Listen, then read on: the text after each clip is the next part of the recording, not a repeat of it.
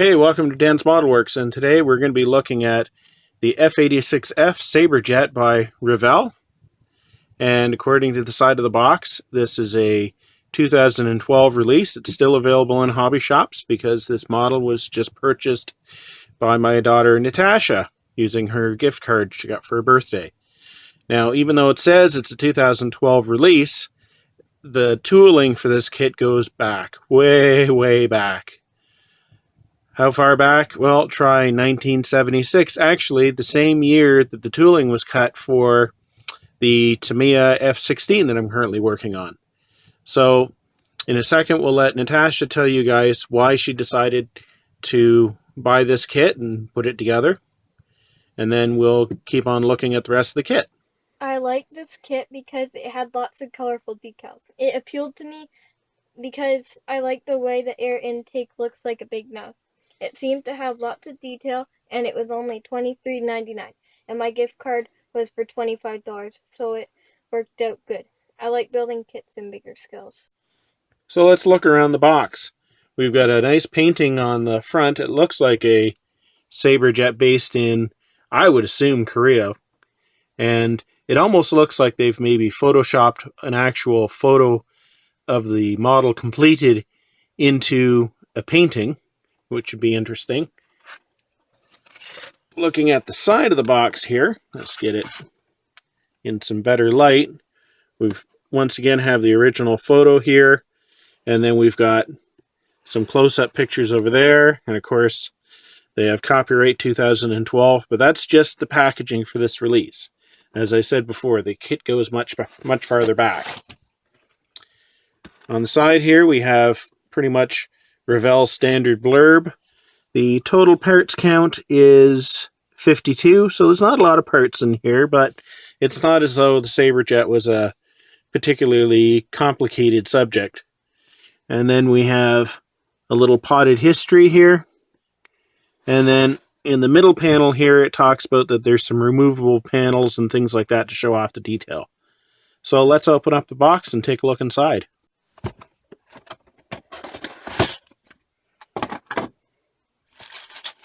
So, all of the parts are basically contained in one bag, with the exception of the clear parts, which are in their own separate bag, which is nice to see. No chance of this getting scratched up. And then we have Revell's now standard instruction manuals in a fairly substantial book. And then we have, wow, probably one of the larger decal sheets I've seen in a while. Look at the size of that. That's huge. All right, let's take a look at the instructions first. So this, of course, is Revell's now standard instruction manual. We've got English, French, and Spanish. And then we've got the various legal notices. Please don't eat the parts. And of course, my fingers aren't working. So here we have some paint callouts and various logos that are going to be used in the instructions. And then we have the parts list, which is nice because it tells you what name of each part is, which does kind of give an educational bent to the whole thing.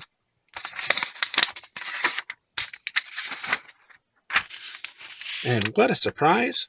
We're starting with the cockpit. I never would have guessed that. And then installing the cockpit and the fuselage halves.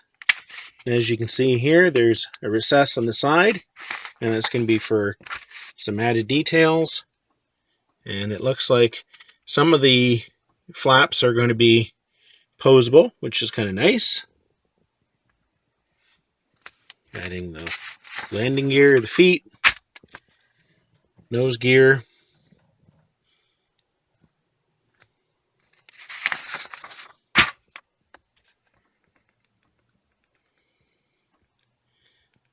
And then finally we have the marking guide.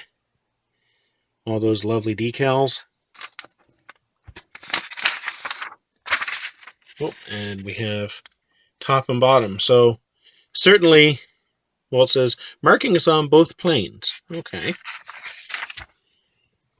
I see. Right, so we've got two different schemes. We've got this one with the lightning bolt, and then we have this one with the 3 stripes. So certainly is nice of them to give us 2 very colorful paint schemes to go on the plane. So now we have the decal sheet. Very nicely printed. And this might cause some concern. You can see there's parts that seem to be separate there, but I would assume that's for areas where like the air brakes being open or the gun bay being open, and then that way you can actually, you don't have to custom cut the decal. It's cut basically where you're going to need to have it separated. But I don't see anything that's out of register. Very, very nicely printed. A little bit of gloss to them, but that's what you want to see. There are a total of 5 sprues, including our clear sprue. And we'll leave this in the plastic. But if you can just see in the light that there's some lines engraved on the top of the canopy, and I believe those are for defroster wires. I could be wrong, but that is really nice that they are molded in there. And we'll start with this little sprue, and these are our drop tanks. The next sprue has got the pilot figure standing next to the plane. We have the air brakes, and this looks like the nose gear door. If we flip it over, we have, there's the interior detail on the air brakes. Quite a lot of detail in there. And once again, we've got detail on the inside of this bay. These, I'm assuming, are the flaps. This looks like it's the jet pipe. Pretty plain in there. There's nothing in there. There's no wires or backs to the compressors or anything like that. And in this corner, see if we can get a good focus on that. There's the instrument panel, and all the instruments are molded in. Our next sprue has the upper and lower wings, as well as our horizontal stabilizers. And then we have the cockpit tub, and there's quite a bit of detail in there behind the seat. That's quite nice, as well as having the molded on dials and switches here. And there is no decals for the instrument panel or the side consoles.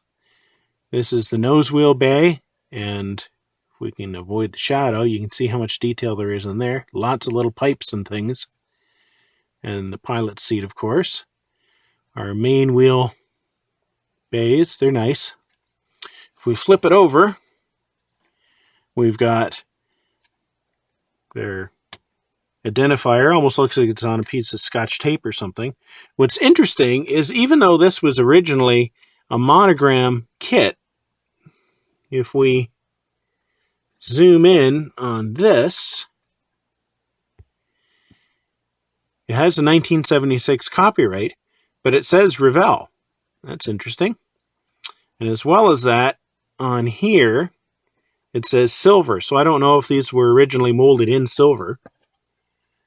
It is worth pointing out that most of the panel lines are raised. So if you're going to have to do any filling, you're going to have to be careful that you don't eradicate a lot of those. Our last sprue has got our fuselage halves on it. And once again, there's the thing that says silver. So I'm thinking in one of the releases, this was probably molded all in silver. And this is our canopy combing right there. And this is nice. This fits into the recess down here. And these are basically the 3 50 cal machine guns that were on either side of the nose, because there was a total of 6 guns on this plane. And then we have the air intake, or the mouth as they say,